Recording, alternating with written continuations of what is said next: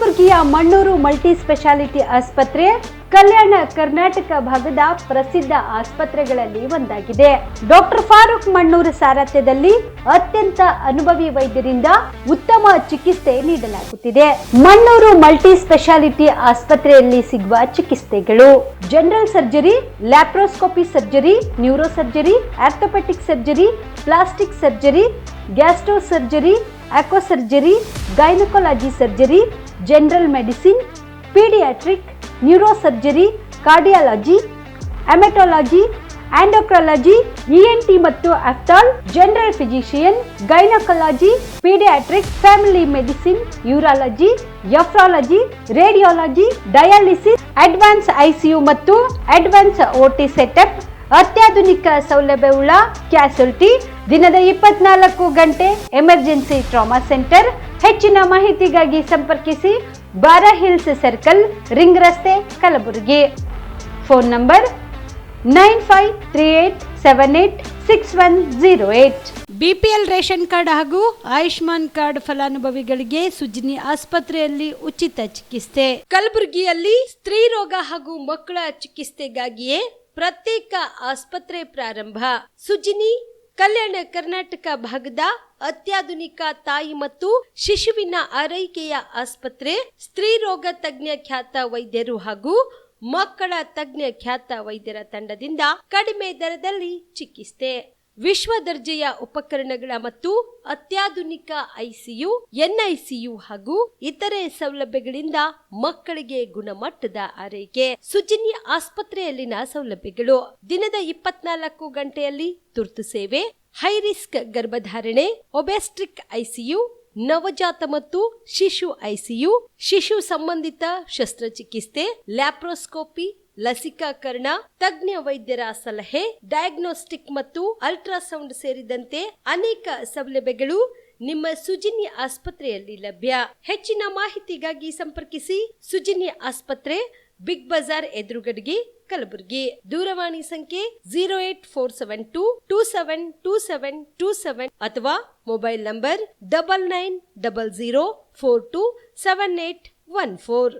Star care multi speciality trauma emergency 24x7 ತುರ್ತು ಚಿಕಿತ್ಸಾ ಸೌಲಭ್ಯವುಳ್ಳ ಆಸ್ಪತ್ರೆ. ಕಲಬುರಗಿ ಜಿಲ್ಲೆಯ ಖ್ಯಾತ ಅನುಭವಿ ವೈದ್ಯ ಡಾಕ್ಟರ್ ಪ್ರಶಾಂತ್ ಮಾಲಿ ಅವರ ನೇತೃತ್ವದಲ್ಲಿ ಅನುಭವಿ ವೈದ್ಯರ ತಂಡದೊಂದಿಗೆ orthopaedic, neuro surgery, general surgery, general medicine, urology, gastro surgery, paediatric, obstetric, gynaecology, cardiology, neurology ಸೇರಿದಂತೆ OPD, IPD, ICU, NICU, ultrasound, 2D echo, laboratory, major OT ಸೌಲಭ್ಯಗಳೊಂದಿಗೆ ಎಲ್ಲ ರೋಗಕ್ಕೂ ಒಂದೇ ಸೂರಿನಡಿ ರಿಯಾಯಿತಿ ದರದಲ್ಲಿ ಸ್ಟಾರ್ ಕೇರ್ ಆಸ್ಪತ್ರೆಯಲ್ಲಿ ದಿನದ 24 ಗಂಟೆ ಎಮರ್ಜೆನ್ಸಿ ಚಿಕಿತ್ಸೆ ನೀಡಲಾಗುವುದು.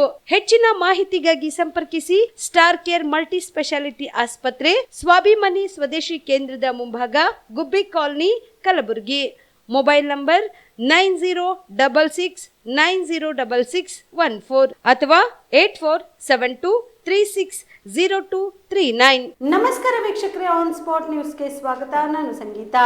ಮೂಡಾದಲ್ಲಿ 700 ಕೋಟಿ ರೂಪಾಯಿ ಅವ್ಯವಹಾರ ನಡೆದಿರುವುದಾಗಿ ಇಡಿ ವರದಿ ನೀಡಿರುವ ಕುರಿತು ಪ್ರಸ್ತಾಪಿಸಿದ ವಿಜೇಂದ್ರ, ತಮ್ಮನ್ನು ಹಾಗೂ ಕಾಂಗ್ರೆಸ್ ಪಕ್ಷವನ್ನು ರಾಜಕೀಯ ದುರುದ್ದೇಶದಿಂದ ಟಾರ್ಗೆಟ್ ಮಾಡಲಾಗುತ್ತಿದೆ ಎಂದು ಮುಖ್ಯಮಂತ್ರಿ ಸಿದ್ದರಾಮಯ್ಯ ಇವತ್ತು ಅಥವಾ ನಾಳೆಯೂ ಹೇಳಿಕೆ ಕೊಡಬಹುದು ಎಂದು ಲೇವಡಿ ಮಾಡಿದರು. ಕಲಬುರಗಿಯಲ್ಲಿ ಸುದ್ದಿಗಾರರೊಂದಿಗೆ ಮಾತನಾಡಿದ ಅವರು, ಆರಂಭದಲ್ಲಿ ಮುಡಾದಲ್ಲಿ ಹಗರಣ ಆಗಿಲ್ಲ ಎಂದು ಮುಖ್ಯಮಂತ್ರಿಗಳು ಹೇಳಿದ್ರು. ನಾವು ಮಾತ್ರ ನಮ್ಮ ಹೋರಾಟ ಮಾಡುತ್ತಲೇ ಬರುತ್ತಿದ್ದೇವೆ. ಮುಡಾ ನಿವೇಶನಗಳು ರಿಯಲ್ ಎಸ್ಟೇಟ್ ಕುಳಗಳ ಪಾಲಾಗಿವೆ. ಬ್ರೋಕರ್ಗಳ ಮೂಲಕ ಬಡವರ ನಿವೇಶನಗಳು ಶ್ರೀಮಂತರ ಪಾಲಾಗಿವೆ ಎಂದು ಟೀಕಿಸಿದರು. ಮೊದಲ ಹಂತದಲ್ಲಿ ಇಡಿ 7 ಕೋಟಿ ರೂಪಾಯಿ ಅವ್ಯವಹಾರ ಆಗಿದೆ ಎಂದು ಹೇಳಿದೆ. ಕಾನೂನು ಬಾಹಿರವಾಗಿ ನಿವೇಶನಗಳನ್ನು ಹಂಚಿಕೆ ಮಾಡಲಾಗಿದೆ ಎಂದು ಇಡಿ ವರದಿ ನೀಡಿದೆ ಎಂದು ಇಡಿ ವರದಿ ಉಲ್ಲೇಖಿಸಿದರು.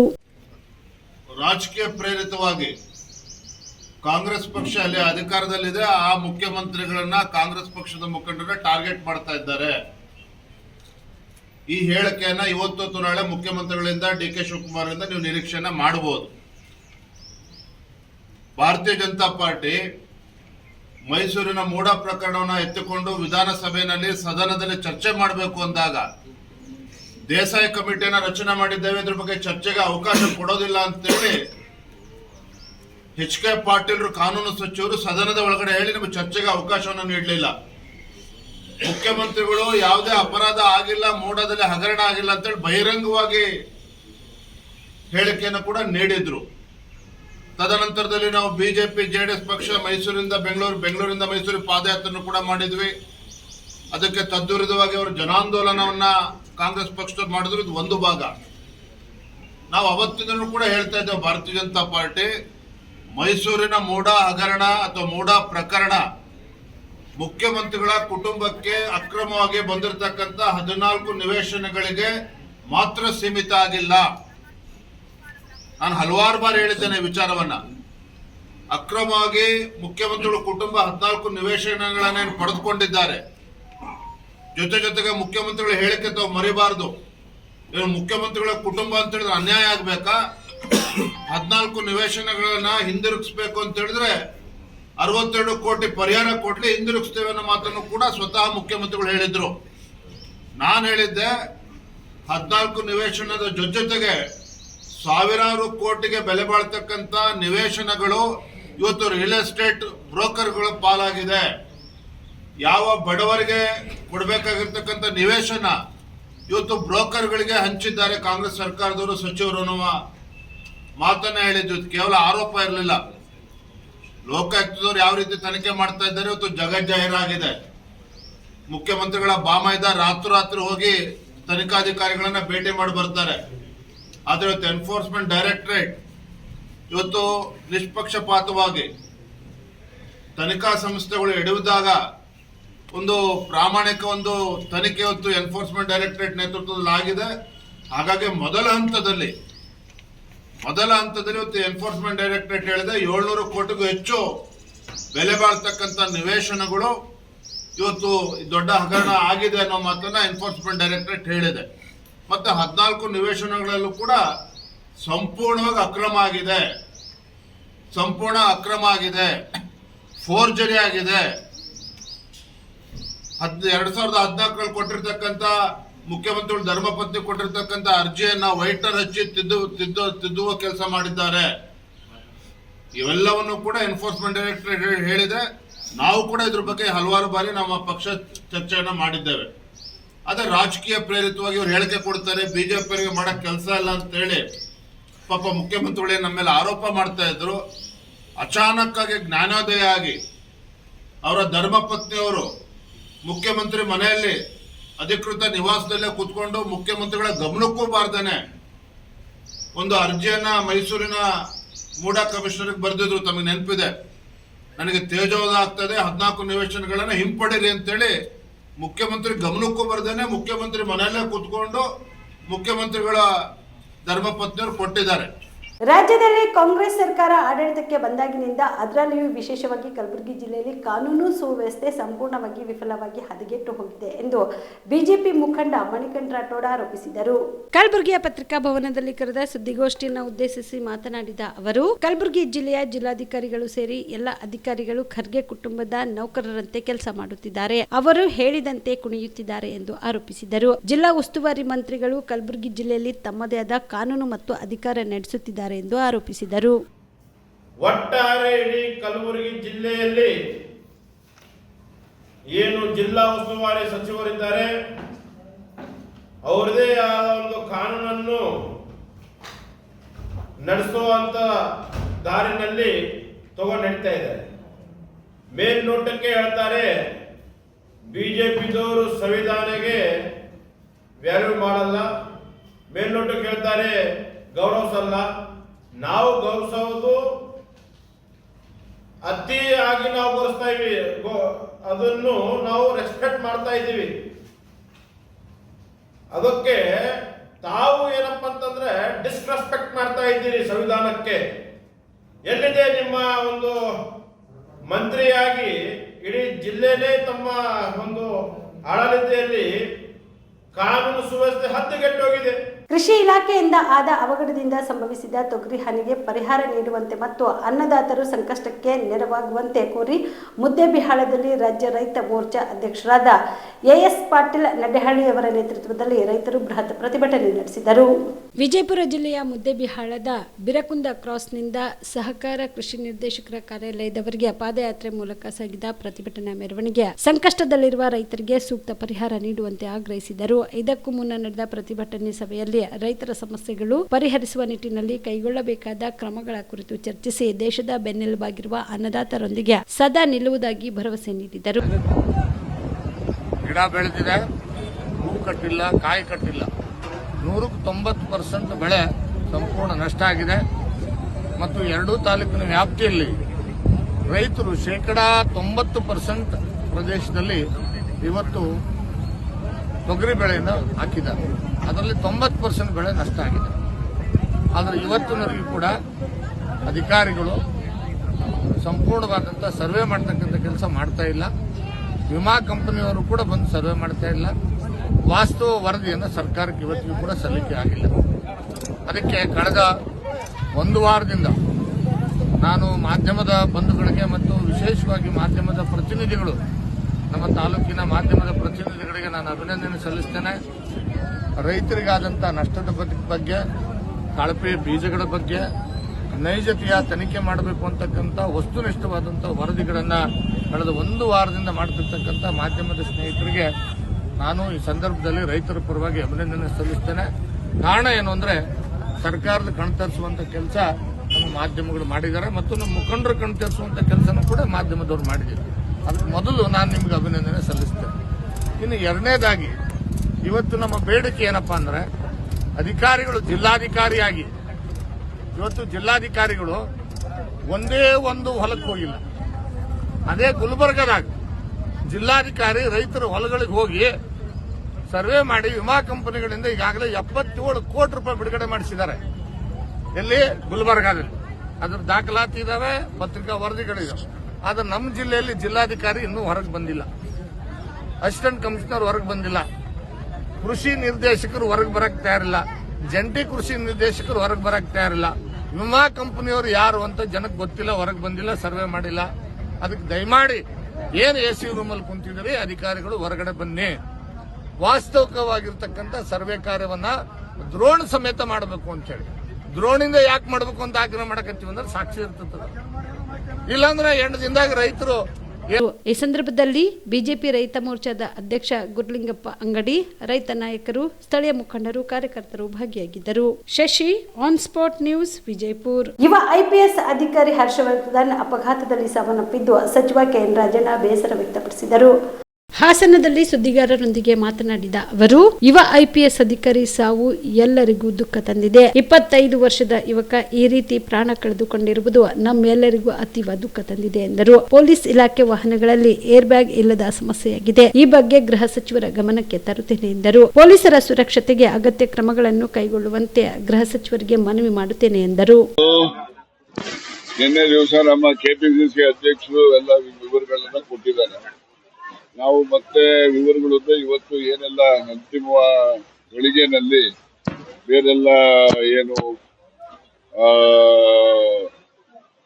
ಕೆಲಸಗಳು ಯಾವ್ಯಾವುದು ತ್ವರಿತವಾಗಿ ಆಗಿದೆ, ಈಗ ತ್ವರಿತವಾಗಿ ಮಾಡ್ತಕ್ಕಂಥವು ಯಾವಿದಾವೆ ಅಂತಕ್ಕಂಥದ್ದನ್ನ ನಾನು ಮತ್ತೆ ಈಗ ನಮ್ಮ ಲೋಕಸಭಾ ಸದಸ್ಯರಾಗಿರ್ತಕ್ಕಂಥ ಶ್ರೇಯಸ್ ಪಟೇಲ್ ಅವರು ಮತ್ತು ನಮ್ಮ ಶಾಸಕರು ಗೃಹ ಮಂಡಳಿ ಅಧ್ಯಕ್ಷರಾದಂತಹ ಶಿವಲಿಂಗೇಗೌಡರು ಮತ್ತು ನಮ್ಮ ಹಿಂದುಳಿದ ವರ್ಗಗಳ ಅಧ್ಯಕ್ಷ ಆಗಿದ್ದಂಥವ್ರು ಮತ್ತೆ ತಳ ಸಮುದಾಯದ ಮುಖಂಡರು ಬೆಂಗಳೂರಿನಿಂದ ಈ ಎಲ್ಲ ಕಾರ್ಯಕ್ರಮಗಳನ್ನ ನೋಡ್ಲಿಕ್ಕೆ ಮತ್ತು ಇದರ ಒಂದು ಯಶಸ್ಸಿಗೆ ಶ್ರಮಿಸಲಿಕ್ಕೆ ಅವರು ಕೂಡ ಬಂದಿದ್ದಾರೆ.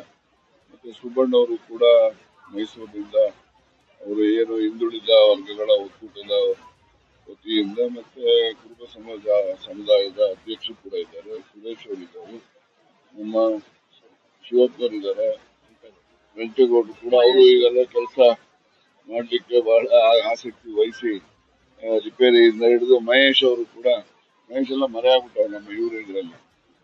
ಮತ್ತೆ ಇತರ ಎಲ್ಲ ಮುಖಂಡರುಗಳು ಯಾರ್ದಾದ್ರು ನಮ್ಮ ದಲಿತ ಸಂಘಟನೆಗಳ ಮುಖಂಡರುಗಳು ಕೂಡ ಈ ದಿವಸ ಇಲ್ಲಿ ಹಾಜರಿದ್ದು ಈ ಒಂದು ಸಿದ್ಧತೆಗಳ ಬಗ್ಗೆ ಸಲಹೆಗಳನ್ನ ಕೊಡ್ಲಿಕ್ಕೆ ಬಂದಿದ್ದಾರೆ.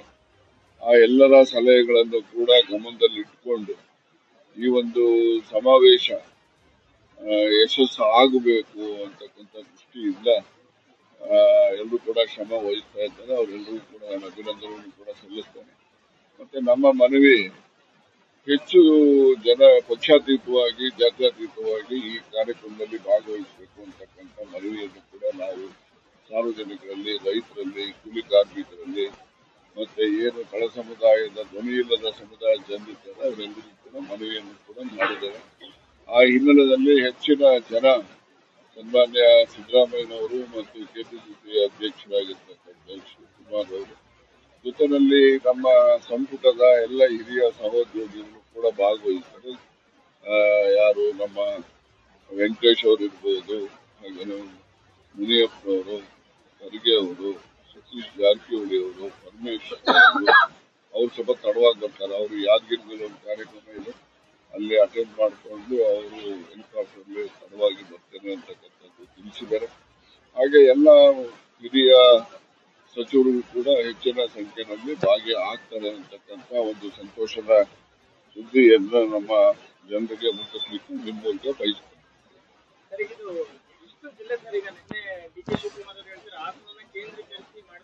ಹಾಸನ ಅಂದ್ರೆ ಹಾಸನ ಕೇಂದ್ರ ಸ್ಥಾನದಲ್ಲಿ ನಡೀತಕ್ಕಂಥ ಇಲ್ಲಿ ಸುತ್ತಮುತ್ತ ಹೆಚ್ಚು ಜನರ ಆಕರ್ಷಣೆ ಇದೆ. ಇನ್ನೂ ಹೆಚ್ಚು ಜನ ಬರ್ತಾರೆ ನಿರೀಕ್ಷೆನೂ ಮಾಡಿದ್ವಿ. ಹಾಗಂದಾಕ್ಷಣಕ್ಕೆ ಬೇರೆ ಭಾಗದಿಂದ ಜನ ಬರಲ್ವೇನೋ ಅಂತಕ್ಕಂಥದ್ದಿಲ್ಲ. ಯಾರೆಲ್ಲ ಕಾಂಗ್ರೆಸ್ಸಿನ ಬಗ್ಗೆ, ಸಿದ್ದರಾಮಯ್ಯನವ್ರ ಬಗ್ಗೆ ಹೆಚ್ಚು ಪ್ರೀತಿ ಒಲವನ್ನ ಹೊಂದಿದ್ದಾರೆ ಅಂತಹ ಜನರು ಎಲ್ಲಾ ಭಾಗದಿಂದನೂ ಕೂಡ ಬರ್ತಾರೆ.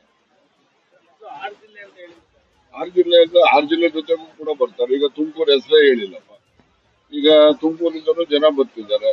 ಹೀಗೆ ಒಂದೇ ಅಂತಲ್ಲ, ನಾನು ಹೇಳಿದ್ದೀನಿ, ರಾಜ್ಯಾದ್ಯಂತ ಅವರ ಅಭಿಮಾನಿಗಳು ಹೆಚ್ಚಿನ ಸಂಖ್ಯೆಯಲ್ಲಿ ಬರ್ತಾರೆ. ಇದು ನಿಮ್ಗೆ ಹೇಳ್ಬೇಕು ಅಂದ್ರೆ, ದಾವಣಗೆರೆಯಲ್ಲಿ 75 ವರ್ಷದ ಏನು ಸಿದ್ದರಾಮಯ್ಯನವರ ಹುಟ್ಟುಹಬ್ಬದ ಆಚರಣೆಯನ್ನ ರಾಜ್ಯದ ಜನರು ಆಚರಿಸಿದ್ರು, ಇದು ಕೂಡ ಹೆಚ್ಚು ಕಡಿಮೆ ಆ ಒಂದು ಮಟ್ಟಕ್ಕೆ ಈ ಒಂದು ಸಮಾವೇಶ ಇರುತ್ತೆ.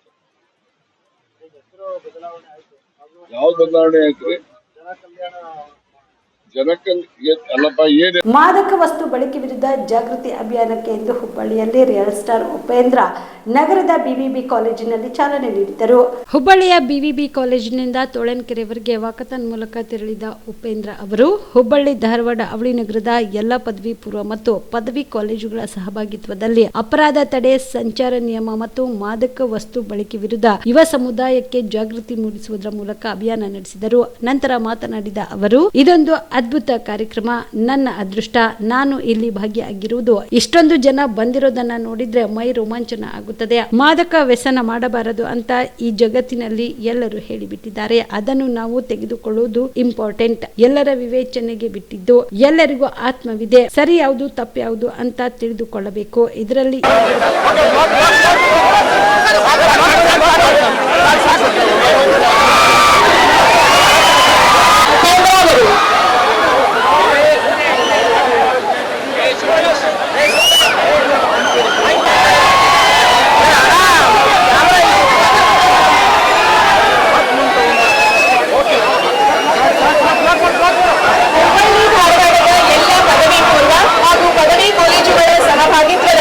ಅಪರಾಧ ತಡೆ, ಸಂಚಾರ ನಿಯಮ ಹಾಗೂ ಮಾದಕ ವಸ್ತು ಬಳಕೆ ವಿರುದ್ಧ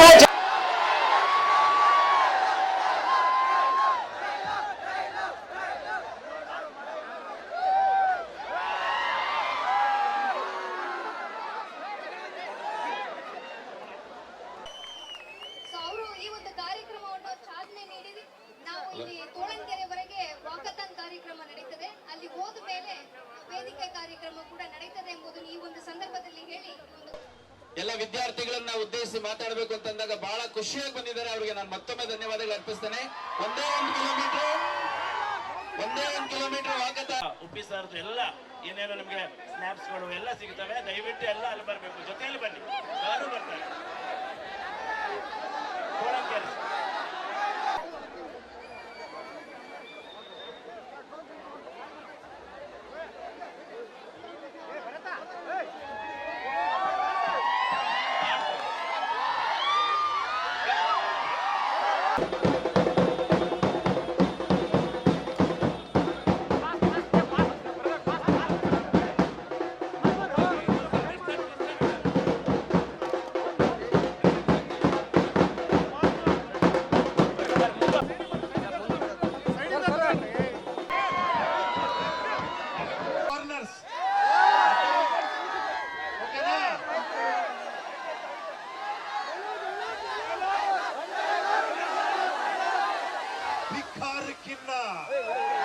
ಅಧಿಕಾರಕ್ಕೆ ಬೆಲೆ ಜಾಸ್ತಿ.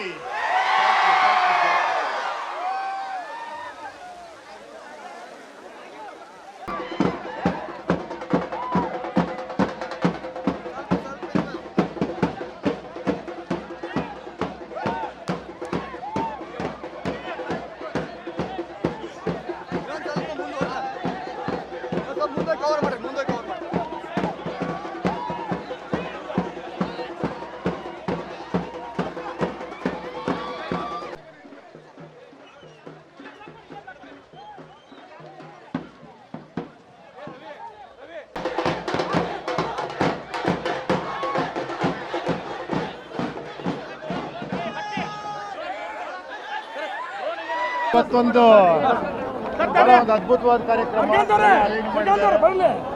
ನನ್ನ ಒಂದು ಅದೃಷ್ಟ ಇವತ್ತು ಇಲ್ಲಿ ಬಂದು ಈ ಕಾರ್ಯಕ್ರಮದಲ್ಲಿ ಭಾಗವಹಿಸ್ತಿರೋದು.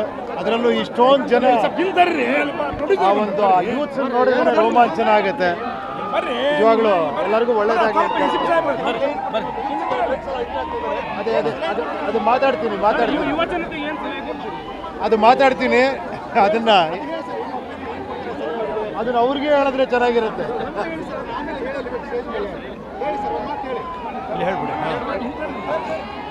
ಒಂದೇ ಒಂದು ಈ ಮೂಲಕ ಒಂದು ನಿಮಿಷ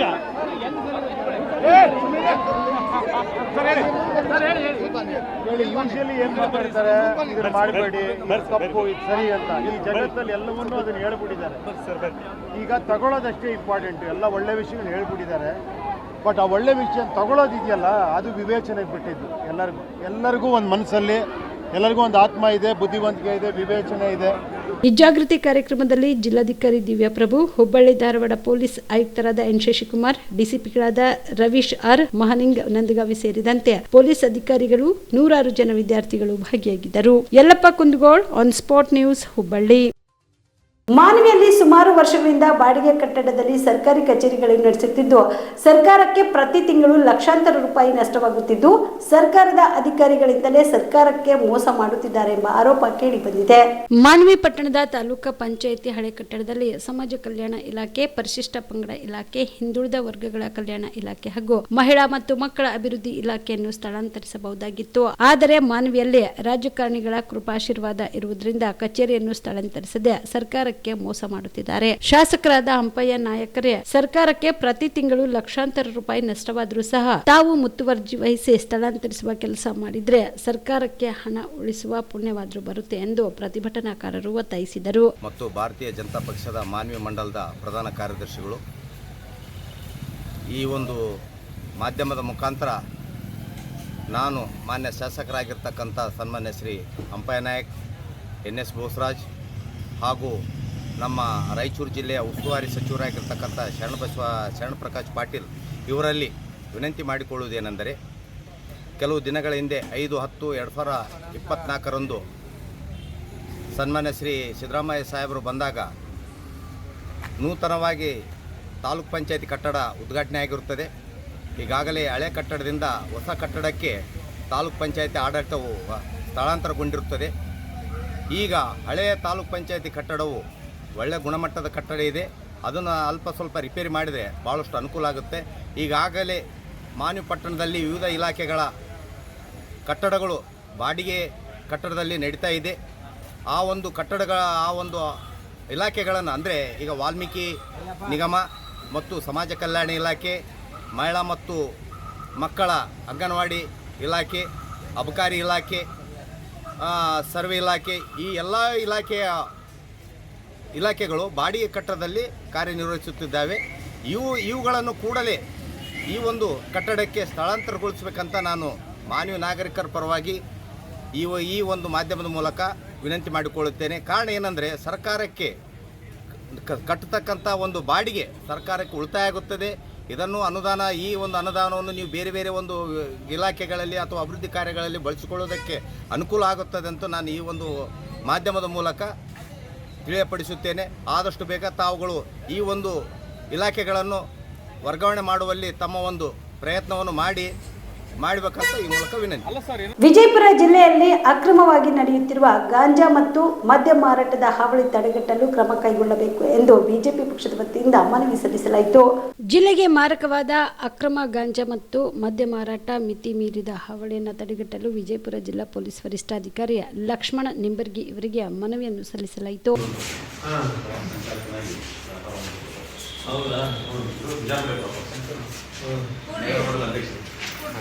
ಇವರು ನಮ್ಮ ವ್ಯಾಪಾರ ವಾಣಿಜ್ಯ ಜಿಲ್ಲೆಯ ಸಂಚಾಲಕ.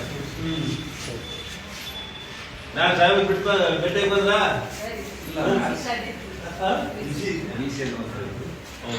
ನಮ್ಮ ಶ್ರೀಕಾಂತ್ ಕಡೆ ಅವರು ಏನ್ ವಿಷಯ ಏನಂದ್ರೆ ಒಂದು ಮನವಿ ಕೊಡಕ್ ಬಂದಿದ್ರು ತಮಗೆ. ಈ ಮನವಿಯನ್ನ ತಮ್ಮ ಓದಿ ಕೊಡ್ಬೇಕು ಅಂತ. ಈ ಸಂದರ್ಭದಲ್ಲಿ ರಾಜ್ಯ ವಾಣಿಜ್ಯ ವ್ಯಾಪಾರ ಪ್ರಕೋಷ್ಠದ ಸಂಚಾಲಕರಾದ ವಿಜಯ್ ಕುಮಾರ್ ಕೊಡಗನೂರ್, ವಿಜಯಪುರ ನಗರ ಮಂಡಳ ಅಧ್ಯಕ್ಷರಾದ ಶಂಕರ್ ಹುಗಾರ್, ವಿಜಯಪುರ ಜಿಲ್ಲಾ ಪ್ರಕೋಷ್ಠ ಸಂಚಾಲಕ ಭರತ್ ಕುಲಕರ್ಣಿ ಸೇರಿದಂತೆ ಅನೇಕರು ಭಾಗಿಯಾಗಿದ್ದರು. Shashi, on spot news, Vijayapura. ನಾನು ಬಡತನ ರೇಖೆಗಿಂತ ಕೆಳಗಿಲ್ಲ, ಹೀಗಾಗಿ ಅನ್ನಭಾಗ್ಯ ನನಗೆ ಸಿಗಬಾರದು, ನನ್ನಂತವರಿಗೆ ಅನ್ನಭಾಗ್ಯ ಸಿಗಬಾರದು ಎನ್ನುವ ಉದ್ದೇಶಕ್ಕಷ್ಟೇ ಅನರ್ಹರ ಬಿಪಿಎಲ್ ಕಾರ್ಡ್ ಎಪಿಎಲ್ಗೆ ಬದಲಾಗಿದೆ ಅಷ್ಟೇ ಎಂದು ಮುಖ್ಯಮಂತ್ರಿ ಸಿದ್ದರಾಮಯ್ಯ ಹೇಳಿದರು. ಕೆಆರ್ಪೇಟೆಯಲ್ಲಿ ಕಸಬಾ ಪ್ರಾಥಮಿಕ ಕೃಷಿ ಪತ್ತಿನ ಸಹಕಾರ ಸಂಘದ ಹಲವು ಫಲಾನುಭವಿಗಳಿಗೆ ಸಾಲದ ಚೆಕ್ ಅನ್ನು ವಿತರಿಸಿ ಮಾತನಾಡಿದ ಅವರು, ನಾನು ಬಡತನ ರೇಖೆಗಿಂತ ಕೆಳಗಿಲ್ಲ, ಹೀಗಾಗಿ ಅನ್ನಭಾಗ್ಯ ನನಗೆ ಸಿಗಬಾರದು, ನನ್ನಂತವರಿಗೆ ಅನ್ನಭಾಗ್ಯ ಸಿಗಬಾರದು ಎನ್ನುವ ಉದ್ದೇಶಕ್ಕೆ ಆರ್ಯ ಬಿಪಿಎಲ್ ಕಾರ್ಡ್ ಎಪಿಎಲ್ ಕಾರ್ಡ್ಗೆ ಬದಲಾಗಿದೆ ಅಷ್ಟೇ. ತೆರಿಗೆ ಕಟ್ಟುವವರಿಗೆ ಅನ್ನಭಾಗ್ಯದ ಅಗತ್ಯವಿಲ್ಲ ಅಲ್ಲವೇ? ತೆರಿಗೆ ಕಟ್ಟುವವರಿಗೆ ಅನ್ನಭಾಗ್ಯದ ಅಗತ್ಯವಿಲ್ಲ ಎಂದು ಪ್ರಶ್ನಿಸಿದರು. ಬಡ ಕುಟುಂಬದವರ ಮತ್ತು ನಮ್ಮ ಹೆಣ್ಣು ಮಕ್ಕಳ ಹಣ ಉಳಿತಾಯ ಆಗಲಿ ಎನ್ನುವ ಕಾರಣದಿಂದಾಗಿ ಗೃಹಲಕ್ಷ್ಮಿ ಯೋಜನೆ, ಗೃಹಜ್ಯೋತಿ, ಶಕ್ತಿ, ಅನ್ನಭಾಗ್ಯ ಯೋಜನೆಗಳನ್ನು ನಮ್ಮ ಜನರ ಮನೆ ಬಾಗಿಲಿಗೆ ತಲುಪಿಸಿದ್ದೇವೆ ಎಂದರು. ಕೈಯಲ್ಲಿ ಕಾಸಿದ್ರೆ ತಾನೇ ನಮ್ಮ ಜನ ಖರೀದಿಗೆ ಹೋಗುವುದು, ಅದಕ್ಕೆ ಜನರ ಕೈಯಲ್ಲಿ ಕಾಸು ಇರುವ ಯೋಜನೆ ಜಾರಿ ಮಾಡಿದ್ದೇವೆ ಎಂದರು. ಕಾರ್ಯಕ್ರಮವನ್ನು ಜಾರಿಗೆ ತಗೊಂಡ್ಬಂದದ್ದು ಬಹಳ ಜನ ಹೇಳ್ತಾರೆ, ಅನ್ನಭಾಗ್ಯ ಕಾರ್ಯಕ್ರಮ ಈಗ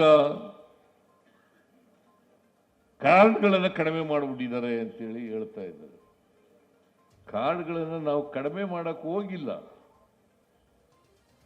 ಆದರೆ ಯಾರು ಅರ್ಹರಲ್ವೋ ಇದು ಬಡವರಿಗೆ ಸಿಕ್ಕಬೇಕು. ಯಾರು ಬಡತನದ ರೇಖೆಯಿಂದ ಕೆಳಗಡೆ ಇದ್ದಾರೆ ಅವ್ರಿಗೆ ಸಿಕ್ಕಬೇಕು,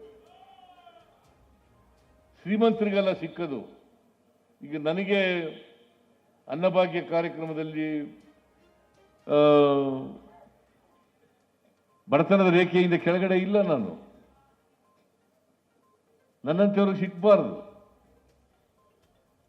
ಇನ್ಕಮ್ ಟ್ಯಾಕ್ಸ್ ಕಟ್ಟೋರಿಗೆ, ಸರ್ಕಾರಿ ನೌಕರಿಗೆ ಸಿಕ್ಕಬಾರದು ಅಷ್ಟೇ ಹೇಳಿರೋದು ನಾನು. ಬೇರೆಯವರೆಲ್ಲ ಬಡವರು ಇದಾರಲ್ಲ, ಯಾವ ಜಾತಿ ಅವ್ರಿಗಾರ ಸೇರಿರಲಿ, ಯಾವ ಧರ್ಮಕ್ಕಾರ ಸೇರಿರಲಿ, ಯಾವ ಭಾಷೆ ಮಾತಾಡೋದು ಜನ ಇರಲಿ, ಅವರೆಲ್ಲ ಬಡವರಿಗೂ ಕೂಡ ಸಿಕ್ಕಬೇಕು. ಎಲ್ಲ ಬಡವರಿಗೂ ಸಿಕ್ಕಬೇಕು. ಆಮೇಲೆ ಈ ಮಹಿಳೆಯರಿದಾರಲ್ಲ, ಇವ್ರಿಗೆ ಆರ್ಥಿಕವಾಗಿ ಶಕ್ತಿ ಬರಬೇಕು ಅನ್ನೋ ಕಾರಣಕ್ಕೋಸ್ಕರ ನಾವು ಎಲ್ಲ ಬಸ್ನಲ್ಲಿ ಫ್ರೀಯಾಗಿ ಓಡಾಡಿ ಅಂತ ಮಾಡೋದು. ಈ ವರ್ಷದಿಂದ ಬಸ್ನಲ್ಲಿ ಫ್ರೀಯಾಗಿ ಓಡಾಡಿ. ನನಗೆ ಧರ್ಮಸ್ಥಳದ ಹೆಗ್ಡೆಯವರು ಪತ್ರ ಬರೆದಿದ್ರು. ಏನಂತ ಪತ್ರ ಬರೆದಿದ್ದು ಅಂದರೆ, ಸಿದ್ದರಾಮಯ್ಯನವರೇ, ನೀವು ಬಸ್ನಲ್ಲಿ ಫ್ರೀಯಾಗಿ ಮಾಡಿರ್ತಕ್ಕಂಥದ್ದು ಒಳ್ಳೆ ಕಾರ್ಯಕ್ರಮ, ಇದರಿಂದ ನಮ್ಮ ದೇವಸ್ಥಾನಕ್ಕೆ ಬರ್ತಕ್ಕಂಥ ಭಕ್ತಾದಿಗಳ ಸಂಖ್ಯೆ ಜಾಸ್ತಿ ಆಗ್ಬಿಟ್ಟದೆ, ನಮ್ಮ ಆದಾಯನೂ ಕೂಡ ಜಾಸ್ತಿ ಆಗಿದೆ. ಈ ಶಕ್ತಿ ಯೋಜನೆ ಕಾರ್ಯಕ್ರಮ ಜಾರಿಗೆ ಮಾಡಿದ ಮೇಲೆ ನನಗೆ ನಮ್ಮ ಸರ್ಕಾರಕ್ಕೆ ಶಭಾಷ್ಗಿರಿಯನ್ನು ಹೇಳಿ, ಧನ್ಯವಾದಗಳನ್ನು ಹೇಳಿ ಧರ್ಮಸ್ಥಳದ ಹೆಗ್ಡೆಯವರು ಪತ್ರ ಬರೆದಿದ್ರು. ನಾನು ಯಾಕೆ ಇದನ್ನು ಪ್ರಸ್ತಾಪ ಮಾಡ್ತಾ ಇದ್ದೀನಿ ಅಂತಂದರೆ, ಹೆಣ್ಮಕ್ಳು ಕೆಲಸಕ್ಕೆ ಹೋಗ್ತಾರೆ, ಕಾರ್ಮಿಕರಾಗಿ ಕೆಲಸ ಮಾಡ್ತಾ ಇದ್ದಾರೆ, ಗಾರೆ ಕೆಲಸಕ್ಕೆ ಹೋಗ್ತಾ ಇದ್ದಾರೆ, ಇನ್ಯಾವುದೋ ಕೆಲಸಕ್ಕೆ ಹೋಗ್ತಾರೆ, ಮನೆಗಳಲ್ಲಿ ಕೆಲಸ ಮಾಡ್ತಾ ಇರ್ತಾರೆ. ಅದರಿಂದ ಅವ್ರು ಯಾರಿಗೂ ಕೂಡ ದುಡ್ಡು ಕೊಟ್ಟು ಬಸ್ನಲ್ಲಿ ಹೋಗ್ತಕ್ಕಂಥ ಶಕ್ತಿ ಎಲ್ರಿಗೂ ಇರಲ್ಲ. ಅದಕ್ಕೆ ಫ್ರೀಯಾಗಿ ಸರ್ಕಾರಿ ಬಸ್ಗಳಲ್ಲಿ ಪ್ರಯಾಣ ಮಾಡ್ತಕ್ಕಂಥ ಕೆಲಸವನ್ನು ಮಾಡಿ. ಆಮೇಲೆ ಯಾಕಂದರೆ ಈ ದುಡ್ಡೆಲ್ಲ ಉಳಿತಾಯ ಆಗಬೇಕು, ಈ ದುಡ್ಡು ಉಳಿತಾಯ ಆಗಬೇಕು ಹೆಣ್ಮಕ್ಳಿಗೆ. ಈಗ ಗೃಹ ಜ್ಯೋತಿ ಯೋಜನೆ ಮಾಡಿದ್ದೀವಿ. ಯಾಕೆ ಮಾಡಿದ್ದೀವಿ ಅಂತಂದರೆ, ನೀವು ಕಾಂಗ್ರೆಸ್ ಸರ್ಕಾರ ಅಧಿಕಾರದ ದರ್ಪ ಮದದಿಂದ ಮೆರೆಯುತ್ತಿದೆ. ದಶಕಗಳಿಂದ ಉಳುಮೆ ಮಾಡಿಕೊಂಡು ಬಂದಿರುವ ಜಮೀನುಗಳನ್ನು ವಕ್ಫ್ ಹೆಸರಿನಲ್ಲಿ ಕಬಳಿಸಲು ಹೊರಟಿರುವ ಸರ್ಕಾರ ರೈತರ ಶಾಪಕ್ಕೆ ತುತ್ತಾಗಲಿದೆ ಎಂದು ಬಿಜೆಪಿ ರಾಜ್ಯಾಧ್ಯಕ್ಷ ಬಿವೈ ವಿಜೇಂದ್ರ ವಾಗ್ದಾಳಿ ನಡೆಸಿದರು.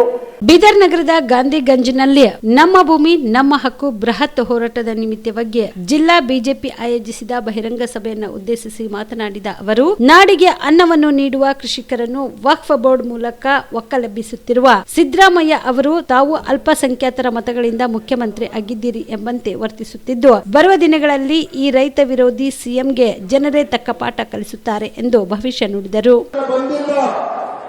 ಯಾವುದೇ ನಿವೇಶನಗಳ ಲೂಟಿ ನಡೆದಿಲ್ಲ ಅಂತೇಳಿ ಸಿದ್ದರಾಮಯ್ಯ ಹೇಳಿದ್ರು.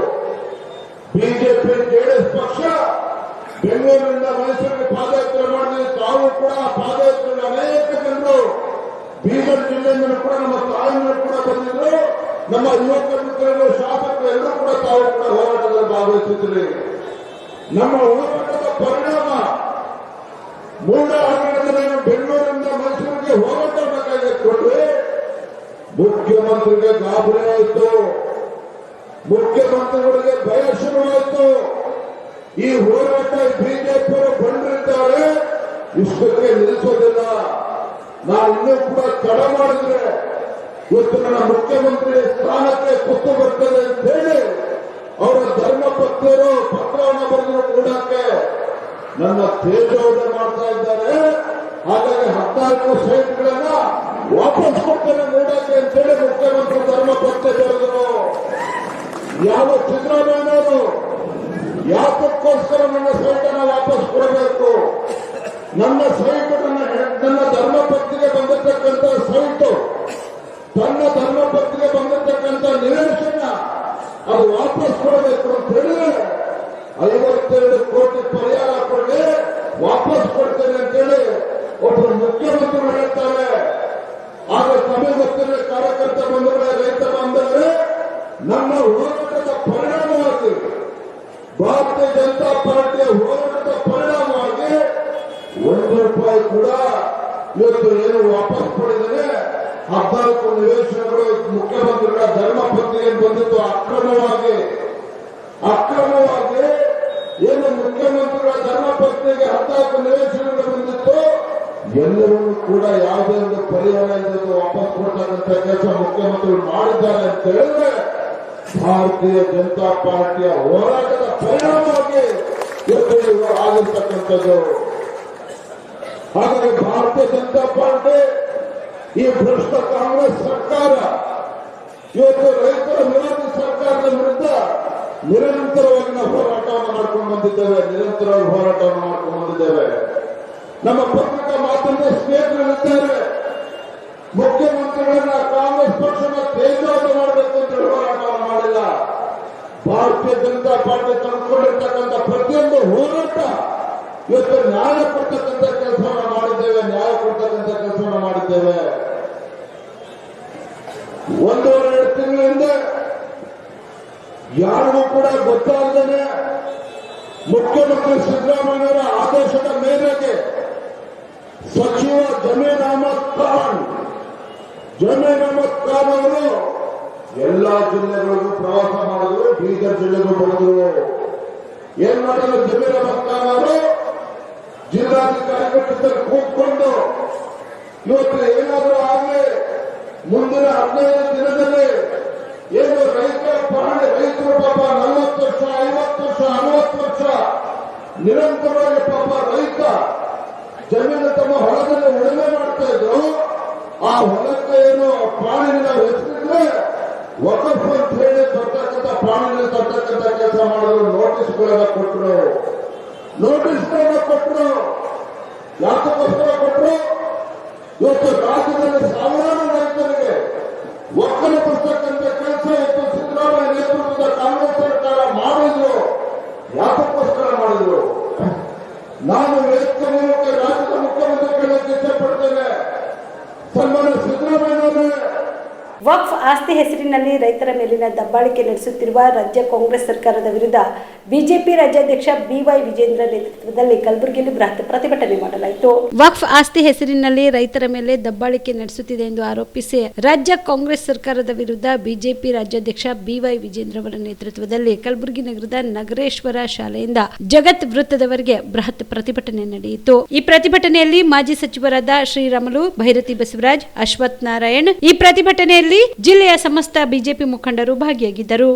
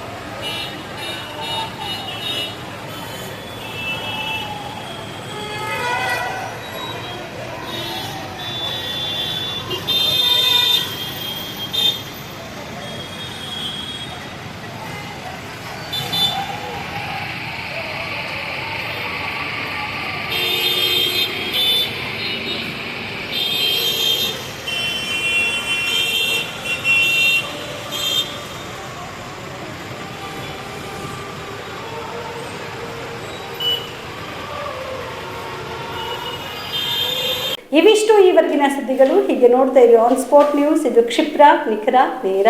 ಕಾಮರೆಡ್ಡಿ ಆರ್ಥೋ ಮತ್ತು ಟ್ರಾಮಾ ಕೇರ್ ಆಸ್ಪತ್ರೆ ಕಲಬುರಗಿ. Doctor S B. ಕಾಮರೆಡ್ಡಿ ಹಾಗೂ ಡಾಕ್ಟರ್ ಪ್ರತಿಮಾ ಎಸ್. ಕಾಮರೆಡ್ಡಿ ಸಾರಥ್ಯದಲ್ಲಿ ಕಳೆದ 11 ವರ್ಷಗಳಿಂದ ಸಾವಿರಾರು ರೋಗಿಗಳಿಗೆ ದಿನದ 24 ಗಂಟೆ ತುರ್ತು ಸೇವೆ ನೀಡಿದ ಶ್ರೇಯಸ್ಸು.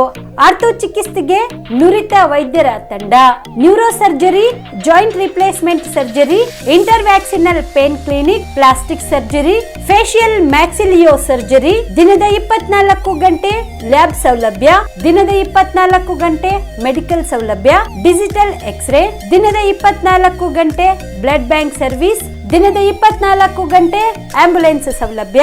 ಹೆಚ್ಚಿನ ಮಾಹಿತಿಗಾಗಿ ಸಂಪರ್ಕಿಸಿ ಸರ್ಕಾರಿ ಐಟಿಐ ಕಾಲೇಜು ಮುಂಭಾಗ, ಕಾಮರೆಡ್ಡಿ ಆರ್ಥೋ ಮತ್ತು ಟ್ರಾಮಾ ಕೇರ್ ಆಸ್ಪತ್ರೆ ಕಲಬುರಗಿ. Phone number 08472256163.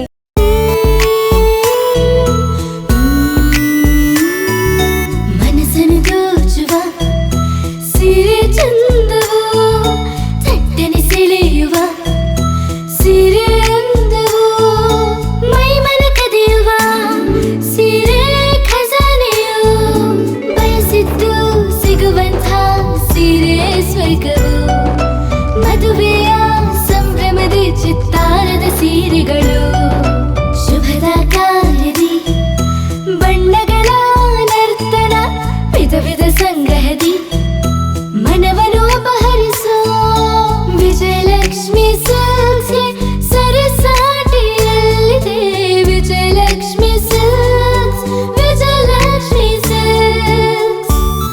ಜಿಲ್ಲೆಯಲ್ಲಿಯೇ ಮಹಿಳೆಯರ ಮತ್ತು ಮಕ್ಕಳ ವಸ್ತ್ರಗಳ ಏಕೈಕ ಅತಿ ದೊಡ್ಡ showroom Vijayalakshmi silks, city centre mall, super market road, Gulbarga.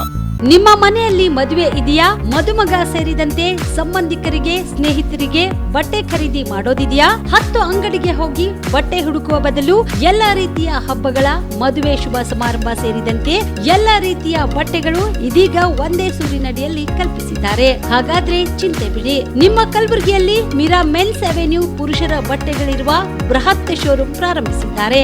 ಇಲ್ಲಿ Manyavar, Black Berry, Jack and Jones, Rare Rabbit, Spykar, Indian Terrain, Arrow, Mufti, US Polo ಸೇರಿದಂತೆ ಎಲ್ಲಾ ರೀತಿಯ ಬ್ರಾಂಡೆಡ್ ಬಟ್ಟೆಗಳು ಇಲ್ಲಿ ಲಭ್ಯ.